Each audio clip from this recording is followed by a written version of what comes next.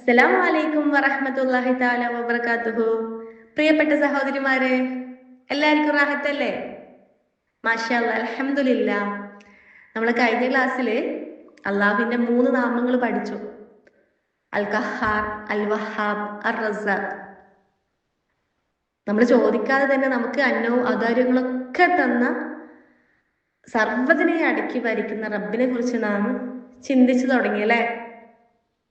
അതുപോലെ നമ്മുടെ കൈവെള്ളയിൽ ആ ഒരു 18 എന്ന അടയാളം റബ്ബിന്റെ ഉറപ്പാണെന്ന് നാം മനസ്സിലാക്കി തുടങ്ങി അല്ലേ?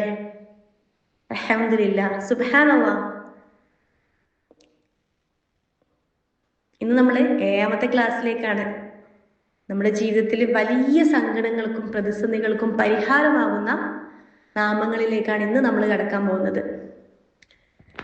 അതിൽ 1ാമത്തെ ഇസ്മ അൽ ഫത്താഹ്, വിജയം നൽകുന്നവൻ, വാതിലുകൾ തുറക്കുന്നവൻ. നമ്മുടെ ജീവിതത്തിൽ ചിലപ്പോഴൊക്കെ നമുക്ക് തോന്നും എല്ലാ വാതിലുകളും അടഞ്ഞു പോയിട്ടുണ്ട്, സാമ്പത്തികമായിട്ട്, അല്ലെങ്കിൽ മക്കളെ കാര്യത്തിൽ, അതുമല്ലെങ്കിൽ നമ്മളെ ആരോഗ്യത്തിന്റെ കാര്യത്തിൽ. ഇങ്ങനെ എല്ലാം പോയി എന്നുള്ള ആ ഒരു ധാരണയിൽ നമ്മൾ പോകുന്നുണ്ടാവും അല്ലേ? അങ്ങനെ നിങ്ങൾക്ക് തോന്നിയിട്ടുണ്ടാവില്ലേ? ഇനി ആരും നമ്മളെ സഹായിക്കാനില്ല, ഇനി എനിക്ക് മുന്നിൽ മരണമല്ലാതെ വേറെ വഴിയില്ല, അല്ലെങ്കിൽ ഈ ഒരു ജീവിതമായിരിക്കും എനിക്ക് ഉണ്ടാവുക. ആ ഒരു തരത്തിലൊക്കെ നമ്മൾ ചിന്തിച്ചു പോയിട്ടുണ്ടാവും അല്ലേ? പക്ഷെ ഇനി മുതൽ നിങ്ങൾ ഓർക്കുക, അള്ളാഹു അൽ ഫത്താഹാണ്. അവന് തുറന്നു കൊടുത്താൽ പിന്നെ ഒരാൾക്കും അത് അടക്കാൻ കഴിയില്ല. അതേപോലെ അവനത് അടച്ചു കഴിഞ്ഞാൽ പിന്നെ ഒരാൾക്കും അത് തുറക്കാനും കഴിയില്ല. നമ്മളെ ഹൃദയത്തിലെ വിഷമങ്ങളൊക്കെ മാറ്റി സമാധാനത്തിന്റെ വാതിൽ തുറന്നു തരാന് ഈ നാമത്തിന് ഒരുപാട് പങ്കുണ്ട്. നമുക്ക് പ്രാർത്ഥിക്കാം അല്ലേ? യാ ഫത്താഹിനെ വിളിച്ചിട്ട്.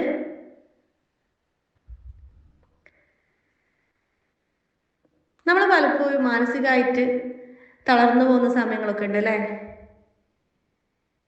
എന്ത് ചെയ്യണമെന്ന് അറിയാണ്ട് ആ ഒരു അവസ്ഥയിൽ അങ്ങനെ ഉണ്ടായിട്ടില്ലേ? നിങ്ങളുടെ ലൈഫിലും അങ്ങനെ ഉണ്ടായിട്ടില്ലേ? ഇനി മുതൽ എല്ലാ ദിവസവും സുബ്ഹി നിസ്കാരത്തിന് ശേഷം നിങ്ങളെ കൈ, വലത് കൈ ഹൃദയത്തിന് മുകളിൽ വെക്കാം. എന്നിട്ട് 71 തവണ യാ ഫത്താഹ്, യാ ഫത്താഹ്, ഈ ഒരു നാമം നിങ്ങൾ വിളിക്കുക. ഈ ഒരു നാമം വിളിക്കുമ്പോൾ നിങ്ങൾ ഹൃദയത്തിലെ അസ്വസ്ഥതകളൊക്കെ മാറ്റി മനസ്സിന് വലിയൊരു തെളിച്ചം നൽകാൻ റബ്ബിന് കഴിയൂല്ലേ? അപ്പൊ നിങ്ങൾ തുടർന്ന് ചെയ്യൂലേ? നിങ്ങൾക്ക് എല്ലാ വൈകളും എല്ലാവരുടെ പ്രശ്നങ്ങളും റബ്ബ് മാറ്റി തരട്ടെ. ഒരുപാട് പേര് ഒരുപാട് പ്രശ്നങ്ങൾ പറഞ്ഞിട്ടുണ്ടായിരുന്നു. അപ്പോൾ നിങ്ങൾക്ക് അടഞ്ഞു കിടക്കുന്ന വഴികളൊക്കെ റബ്ബ് തുറന്നു തരട്ടെ. അപ്പോൾ യാ ഫത്താഹിനെ നിങ്ങൾ മുറുകെ പിടിക്കുക. 2ാമത്തെ ഇസ്മ അൽ അലീം, എല്ലാം അറിയുന്നവൻ. നമ്മളെ എല്ലാവരുടെ ഉള്ളിലും ചില സങ്കടങ്ങളൊക്കെ ഉണ്ടാവും അല്ലേ? പുറത്തു പറയാൻ പോലും പറ്റാത്ത രഹസ്യങ്ങളൊക്കെ, അങ്ങനെയുള്ള സങ്കടങ്ങളൊക്കെ ഉണ്ടാവും അല്ലേ? പുറത്തു പറഞ്ഞാൽ പ്രശ്നമാവുന്ന സങ്കടം, അല്ലെങ്കിൽ പുറത്തു പറഞ്ഞാൽ ആരും മനസ്സിലാക്കുന്നില്ലല്ലോ എന്നുള്ള ആ ഒരു പ്രയാസമുള്ള സങ്കടങ്ങൾ ഉണ്ടാവും. അങ്ങനെയൊക്കെ നിങ്ങൾക്ക് തോന്നിയിട്ടുണ്ടാവൂലേ? ഉണ്ടാവും. നമ്മളൊക്കെ മനുഷ്യരാണ്. ഓരോരുത്തർക്കും ഓരോ തരത്തിലുള്ള സങ്കടങ്ങൾ ഉണ്ടാവും. ഒരുപക്ഷെ നമ്മളത് തുറന്നു പറഞ്ഞു കഴിഞ്ഞാലും നമുക്ക് മറ്റുള്ളവരോട് പറഞ്ഞിട്ട് നമുക്കൊന്നും കിട്ടാൻ പോകുന്നില്ല. അവിടെയും കുറ്റപ്പെടുത്തലും പരിഹാസമൊക്കെ ആയിരിക്കും. എന്നാൽ നിങ്ങൾ ഓർക്കുക, അള്ളാഹു അൽ അലീമാണ്, എല്ലാം അറിയുന്നവൻ. നാം പറഞ്ഞ വാക്കുകൾ മാത്രമല്ല, നമ്മളെ ഹൃദയത്തിന്റെ ആഴങ്ങളിൽ നമ്മൾ പോലും അറിയാണ്ട് വെങ്ങുന്ന വേദന അവനറിയുന്നുണ്ട്. ആ റബ്ബ് അറിയാതെ ഒരു ഇല്ല പോലും ദായവയില്ലെങ്കിൽ നമ്മുടെ സങ്കടം അവൻ കാണാതിരിക്കുമോ?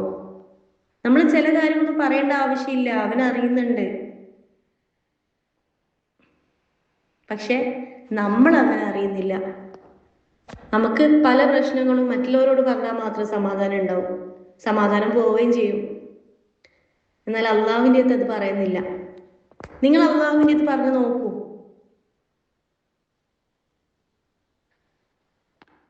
യാ അല്ലാമുൽ ഒയൂബ്, നിങ്ങളൊക്കെ ചൊല്ലിയിട്ടുണ്ടാവും അല്ലേ ഈ ഒരു ദുആ? അദൃശ്യ കാര്യങ്ങൾ അറിയുന്നവനെ. ഈ ഒരു ദുആ വിളിച്ചിട്ട് നമ്മൾ പ്രാർത്ഥിക്കുമ്പോൾ ഇത് നമ്മൾ ശീലാക്കുക. നമുക്ക് നാളെ എന്ത് സംഭവിക്കുമെന്ന് നമുക്കറിയില്ല, പക്ഷെ അവനെല്ലാം അറിയുന്നുണ്ട്. ആ ഒരു ബോധ്യം നമുക്കുണ്ടെങ്കിൽ ആരോടും നമ്മൾ പരാതി പറയേണ്ടി വരില്ല. കാരണം എല്ലാം അറിയുന്നവൻ എൻ്റെ കൂടെ ഉണ്ട്. പിന്നെ നമ്മൾ എന്തിനാണ് പരാതി പറയുന്നത്, അല്ലേ? സുബ്ഹാനല്ലാഹ്.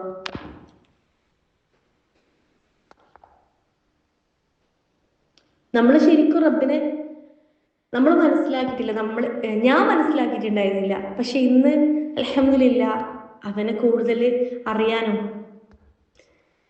ഒക്കെ പറ്റുന്നുണ്ട്. നിങ്ങൾക്കും അതിനൊക്കെ കഴിയും ഇൻഷാ അല്ലാഹ്.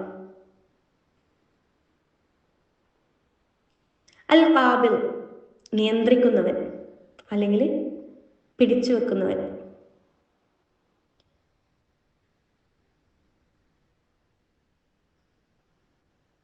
ചില സമയങ്ങളിൽ നമുക്കൊരു കാര്യം കിട്ടാൻ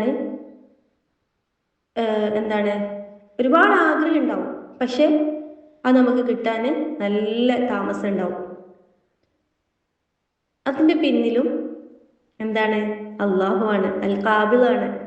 അവൻ ചിലപ്പോൾ ചില അനുഗ്രഹങ്ങൾ തടഞ്ഞു വെക്കും. അതെന്തിനാണെന്നോ? എന്തിനായിരിക്കും ചില ആഗ്രഹങ്ങൾ തടഞ്ഞു വെക്കുന്നത്? എന്തിനായിരിക്കും? നമ്മൾ പരീക്ഷിക്കാനോ അല്ലെങ്കിൽ അതിനേക്കാൾ നല്ലത് നമുക്ക് തരാൻ വേണ്ടിയിട്ടാണ്. അത് നമ്മൾ പലപ്പോഴും മനസ്സിലാക്കുന്നില്ല. അവൻ പിടിച്ചു വെക്കുന്നതും അവന്റെ നീതിയാണ്, അവൻ നൽകുന്നതും അവന്റെ ഔദാര്യമാണ്. പക്ഷെ നമ്മൾ അവിടെ തിരിച്ചറിയുന്നില്ല എന്നാണ്. അങ്ങനെ തിരിച്ചറിഞ്ഞു കഴിഞ്ഞാൽ പിന്നെ നമുക്ക് ഒന്നിനും പരാതിയും പ്രശ്നവും ഒന്നും ഉണ്ടാവില്ല. അൽ ഖാബിലാണ് അവൻ.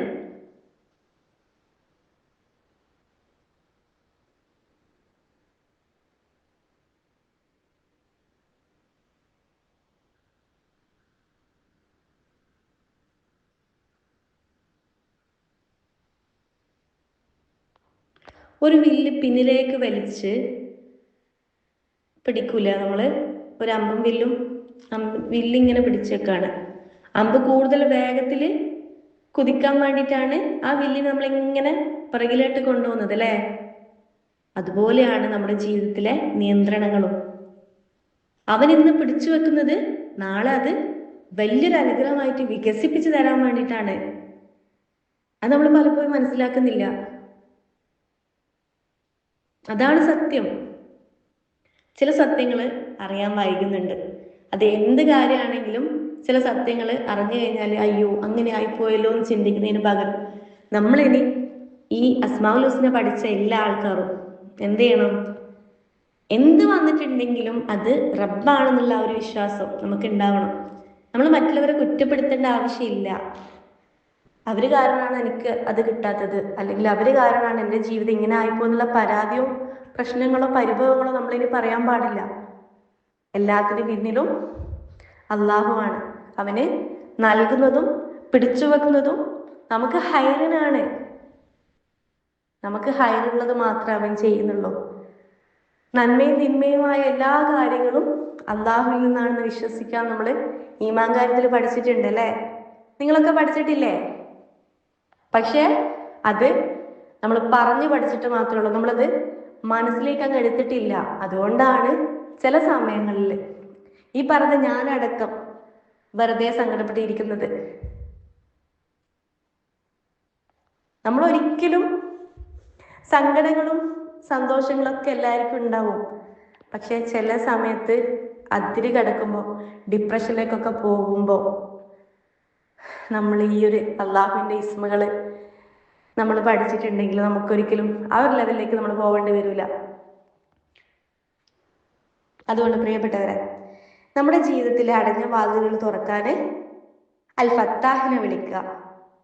നമ്മുടെ രഹസ്യ സങ്കടങ്ങൾ അറിയുന്ന അല്ല അലീമിനോട് പറയുക, നമ്മുടെ ജീവിതത്തിലെ കുറവുകളിലും പരീക്ഷണങ്ങളിലും പതറാതെ നിൽക്കാൻ അൽ ഖാബിലായ റബ്ബിൽ വിശ്വസിക്കുക. ഇൻഷാ അല്ലാഹ് നാളെ 8ാമത്തെ ക്ലാസ് ആണ് അല്ലേ. നമ്മൾ പഠിക്കാൻ പോകുന്നത് അള്ളാഹുവിൻ്റെ വളരെ വിശാലമായ മറ്റൊരു ഗുണത്തെക്കുറിച്ചാണ്. അവനെ പിടിച്ചു വെക്കുക മാത്രമല്ല കേട്ടോ, നമ്മുടെ ജീവിതത്തിൽ അത്ഭുതകരമായി വികസിപ്പിക്കുകയും ചെയ്യുന്ന അൽ ബാസിത്ത് എന്ന നാമത്തെക്കുറിച്ച് നമുക്ക് നാളത്തെ ക്ലാസ്സിൽ ഇൻഷാ അല്ലാഹ് വിശദമായിട്ട് സംസാരിക്കാം. അസ്സലാമു അലൈക്കും വറഹ്മത്തുള്ളാഹി തആല വബറകാതുഹു. ടാസ്ക് ഞാൻ ഗ്രൂപ്പിൽ അയക്കാം കേട്ടോ. ഓക്കെ.